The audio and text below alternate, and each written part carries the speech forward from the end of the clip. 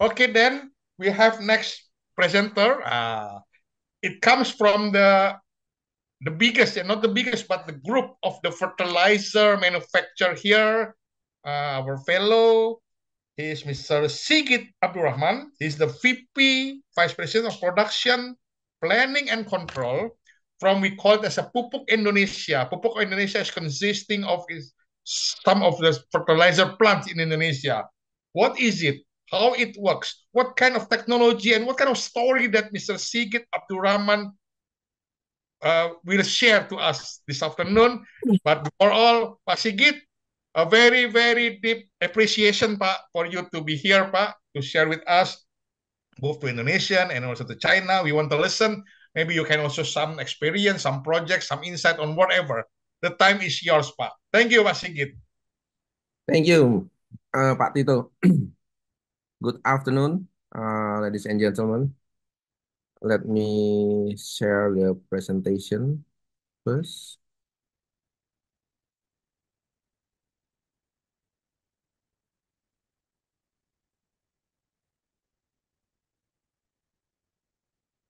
Okay, we can see right now, Pak. Please, Pak. We can see already.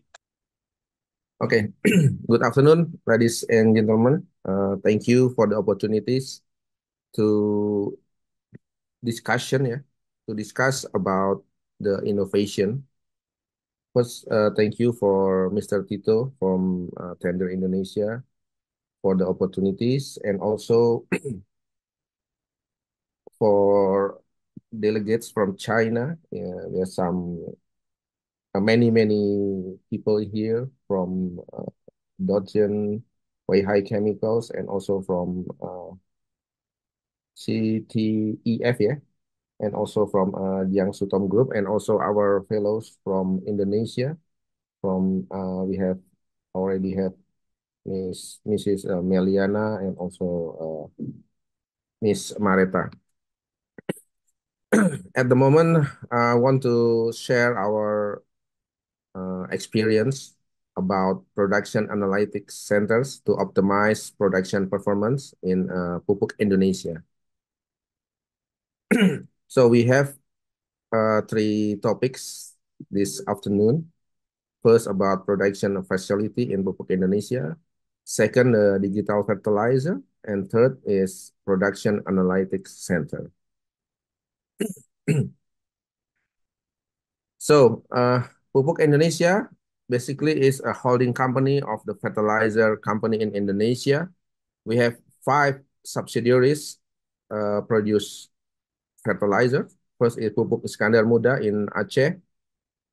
The main product is urea, ammonia, and NPK. And the second is Pusri Palembang, located in Palembang. The same product. Pupuk Kujang, located in Cikampek in Java Island. The same product.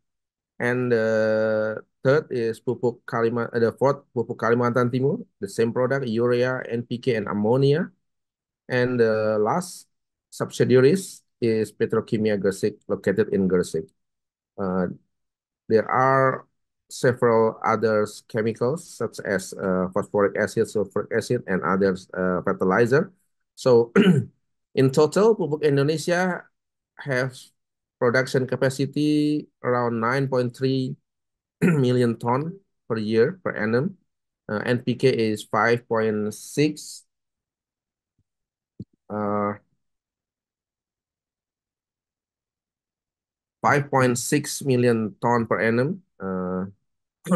And the total fertilizer is 14.7 million ton per annum. And other chemicals such as ammonia, phosphoric acid, sulfuric acid is around 8.7 million ton per annum. So the total capacity is around 23.4 million ton per annum.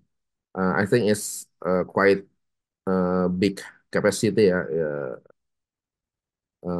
if we compare to other companies.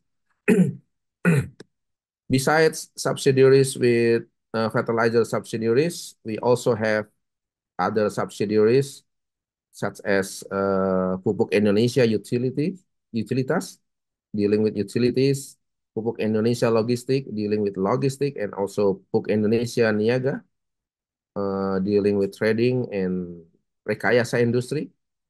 It's a EPC company, and Pupuk Indonesia Food dealing with food. So it's a quite big holding company in Pupuk Indonesia.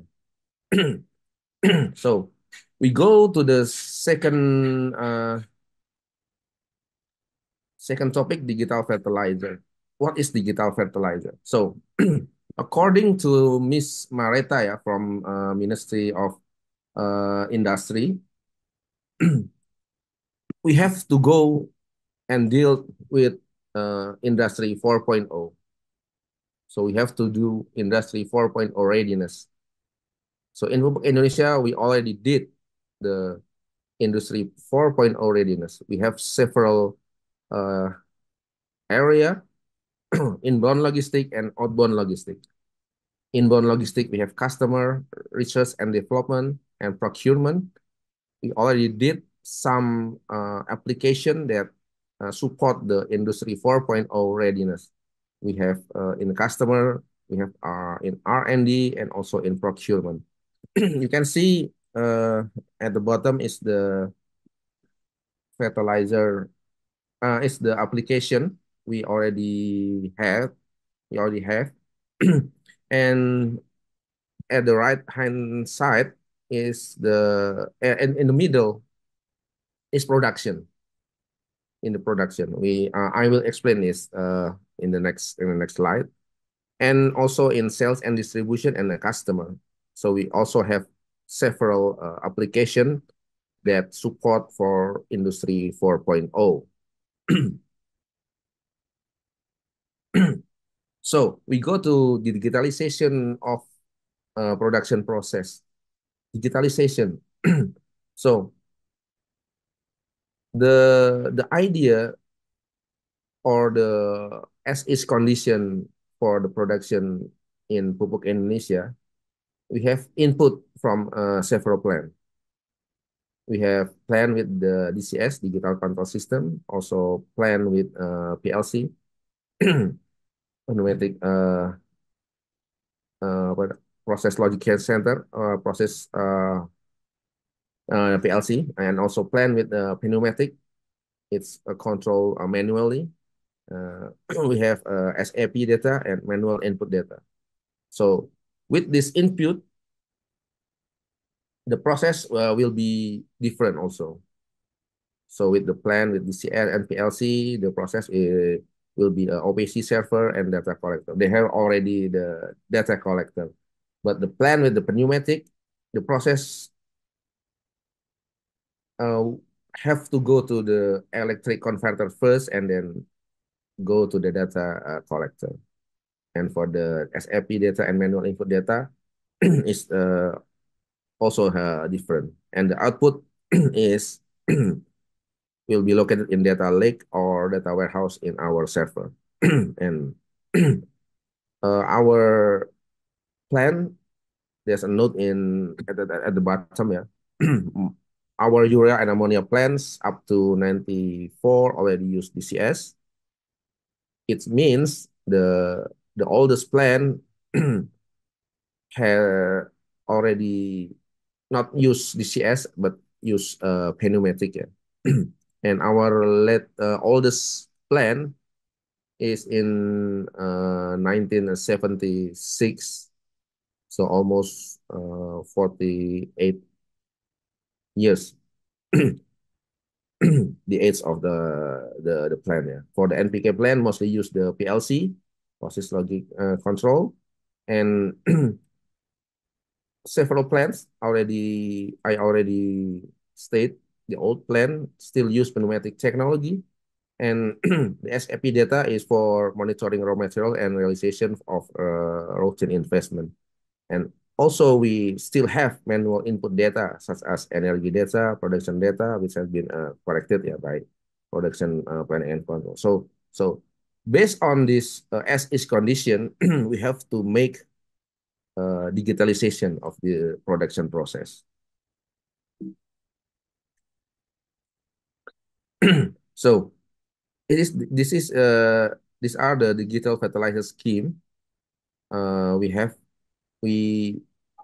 a four area that we want to improve. First is process monitoring. We want to we want to analyze or monitoring the process performance healthy, and then the trending system and artificial intelligence.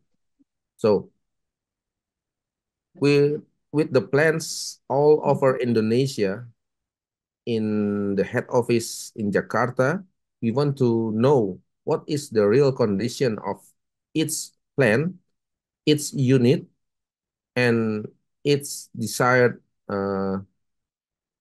control. And we also want to know what is the condition of the plant, so we can track the item with the trending system. And artificial intelligence can predict if the several data is below or over the desired condition. And the second is asset monitoring. We want to know the equipment healthy, the equipment efficiency and response, and also the alert system. So we want to make sure all the equipment ready to run, and if there is some indication, we can have a preliminary precaution. And the third is the reliability and maintenance. We want to know the plant performance, maintenance performance, and also maintenance strategy. And the fourth is digital asset. We want to know, or we want to have engineering database, instruction and manual record and report. So the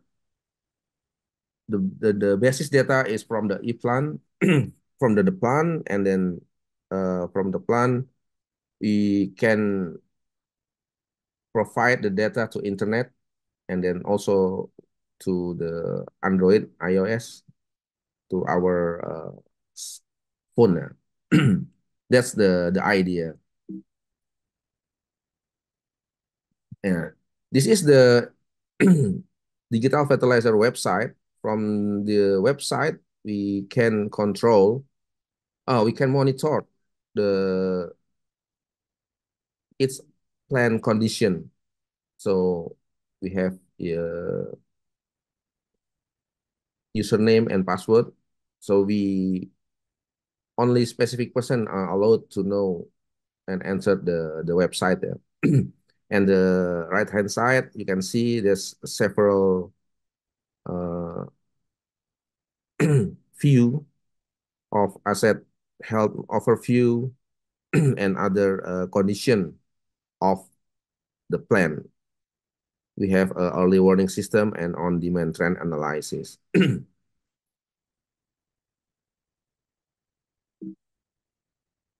So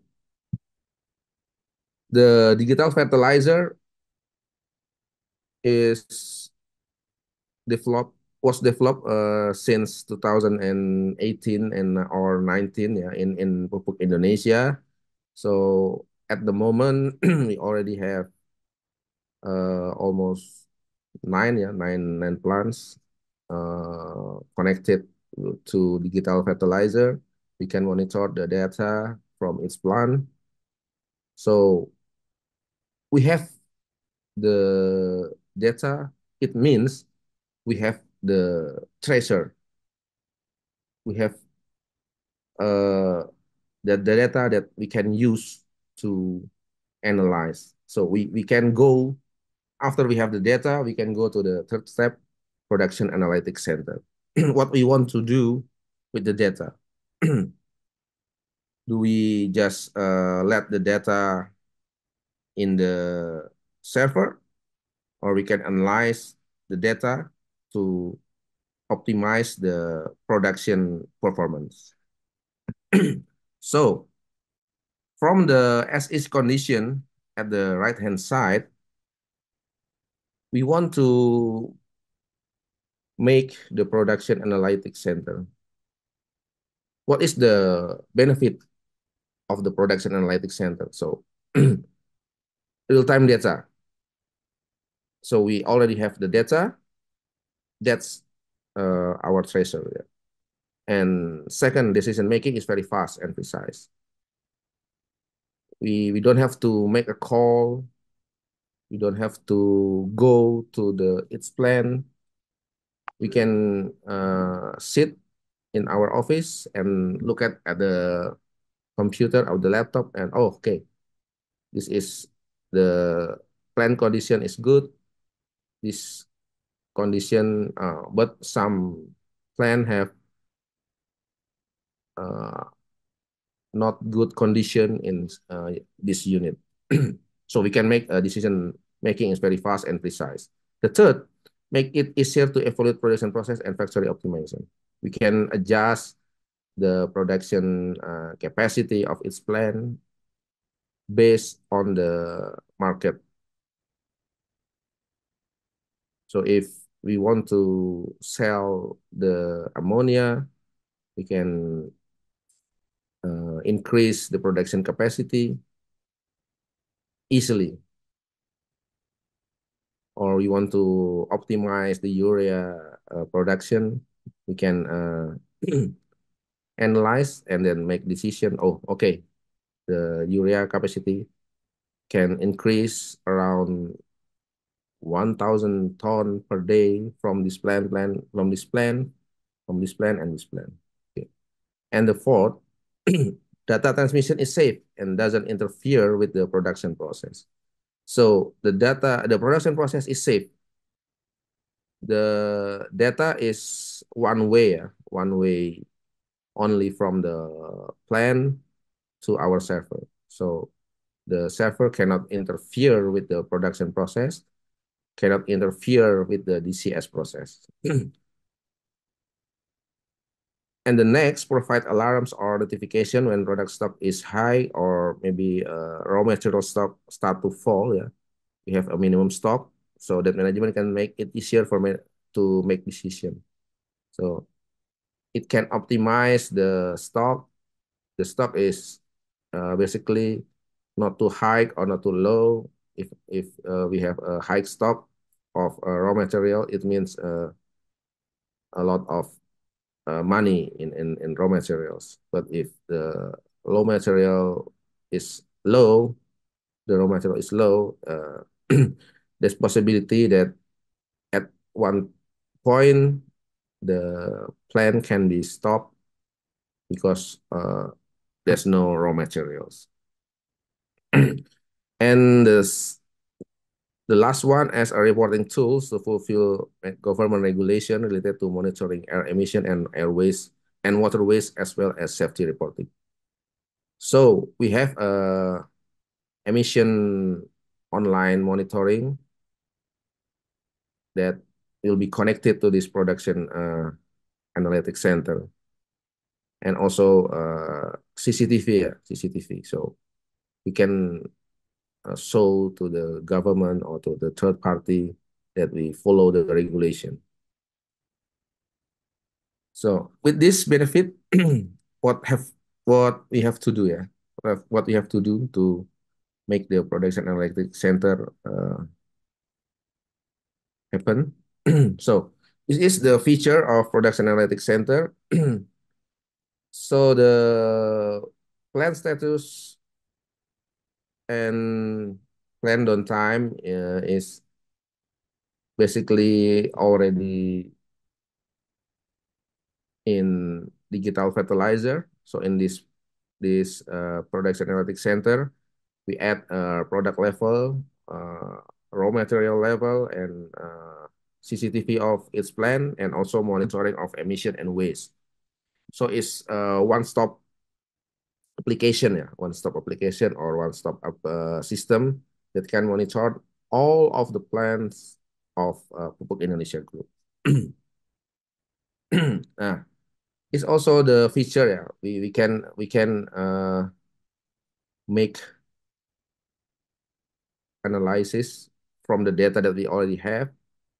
The on the left hand side is the routine investment. It's also it's only an example, yeah. And the at right hand side is COGS versus world product price. It's only example, only example. So we can analyze, oh, at this time, our product price is below world product price. What should we do? And oh, we can sell more if our cost of good sold is below the world product price. So it's easier for the BOD to make a decision. Okay, we can sell, or we have to if we have uh, more product, we can sell more. So this is the number of plan in Pupuk Indonesia for the digitalization. So you can see here is 58. It's not a small number, yeah. We have many plans, but I hope we can do the production analytics center in this year. We can at the end of this year. We hope not all the 58, maybe around 40 something plants already connected and already can be analyzed in production analytics center in Pupuk, Indonesia. And maybe at the end of the year, we can invite the third party, Mr. Tito, you can come to our production command center or production analytics center to see this idea and this the innovation, yeah, the production innovation in Indonesia to optimize the company performance. Thank you. Thank you, Pak Sigit. Excellent presentation. Very update. We give applause then.